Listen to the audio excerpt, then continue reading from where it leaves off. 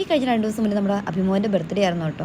ഗ്യാങ്ങിലെല്ലാവരും ഇല്ലാത്തതുകൊണ്ട് തന്നെ ഉള്ള ആൾക്കാരെ വെച്ച് കേക്ക് കട്ട് ചെയ്യാൻ ഞങ്ങളങ്ങ് തീരുമാനിച്ചു. പിന്നെ ഞങ്ങളുടെ തീരുമാനങ്ങൾ എപ്പോഴും തുറമുട്ടുമ്പോൾ പറമ്പനുഷ്ഠിക്കും എന്നൊക്കെ പറയല്ലേ, ആ രീതിയിലാണ്. ഈ പാതിരാത്രി എവിടെയെങ്കിലും ചെന്നിട്ടുണ്ടെങ്കിൽ നമുക്ക് കേക്ക് കിട്ടും. എന്നാലും ഞങ്ങളുടെ ശുഭ പ്രതീക്ഷ ഞങ്ങളെ മുന്നോട്ട് നയിച്ചു. ഭാഗ്യമെന്ന് പറയട്ടെ, ഒറ്റ കടകൾ പോലും തുറന്നിട്ടുണ്ടായില്ല. എല്ലാം അടച്ചുപൂട്ടി അവർ കുടുംബത്ത് കയറി. അവസാനം കറങ്ങി തിരിഞ്ഞ് ഒരു ഷോപ്പ് കിട്ടി. പിന്നെ കിട്ടിയതായെന്നും പറഞ്ഞുകൊണ്ട് അതങ്ങ് മേടിച്ചു. ക്യാഷിന്റെ കുറച്ച് ടൈറ്റ് ഉള്ളതുകൊണ്ട് ഞങ്ങൾ ഹാഫ് KG മേടിക്കണം പറഞ്ഞാണ് ഇവിടെ നിന്ന് ഇറങ്ങിയത്.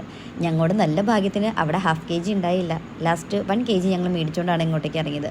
പിന്നെ ഞങ്ങളുടെ ദാരിദ്ര്യാവസ്ഥ കണ്ടിട്ടായിരിക്കണം ആ പുള്ളി ഞങ്ങൾക്ക് 50 രൂപ ഡിസ്കൗണ്ട് തന്നു. പിന്നെ തടിയൻ്റെ പലഹാരക്കടയിൽ വന്നിട്ടുണ്ടെങ്കിൽ ബർത്ത്ഡേ ബോയ് എന്നില്ല ആരുന്നില്ല, എല്ലാവരും പട്ടി പണിയെടുത്തോളണം. ബർത്ത്ഡേ ബോയ് അവിടെ നിന്ന് ചായ അടിച്ചുകൊണ്ടിരിക്കുകയാണ്. മറിയമ്മ ചേട്ടനാണെങ്കിൽ അവിടെ നിന്ന് കണ്ണുരുട്ടി പേടിപ്പിക്കുന്നുണ്ടായിരുന്നു. കാരണം ബർത്ത്ഡേ തീരുന്നതിന് മുന്നേ കേക്ക് കാര്യങ്ങളൊക്കെ കട്ട് ചെയ്ത് തീർക്കൂ. ആരോട് പറയാൻ, ഹാരി കേൾക്കാൻ. തടിയൻ അപ്പോഴും ഇപ്പോഴും അവിടെ പട്ടി പണിയെടുത്തോണ്ടിരിക്കുകയാണ്. അവസാനം കൈയും കല്ലും പിടിച്ച് ബർത്ത്ഡേ ബോയിനെ ഇങ്ങോട്ട് കൊണ്ടുവന്നു കേക്ക് കാര്യങ്ങളൊക്കെ കട്ട് ചെയ്തു. കാരണം ഇനിയും സമയം വൈകിട്ടുണ്ടെങ്കിൽ ബർത്ത്ഡേ നാളത്തേക്ക് മാറ്റി വെക്കേണ്ടതായിട്ട് വരും.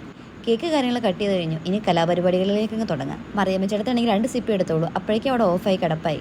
തടിയനാണെങ്കിൽ വയറിൽ ഒരുപാട് ഗ്യാസ് കാര്യങ്ങളൊക്കെ ഉള്ളതുകൊണ്ട് അത് നിറച്ച് വെക്കുന്ന തിരക്കിലും. അങ്ങനെ അവസരം ഒരു ചേഴ്സും പറഞ്ഞിട്ട് ഞാൻ അഭിമോൻ്റെ കൂടെ നേരെ വീട്ടിലേക്ക് വിട്ടു. സമയം 12 മണി കഴിഞ്ഞിട്ടുണ്ടായിരുന്നേ.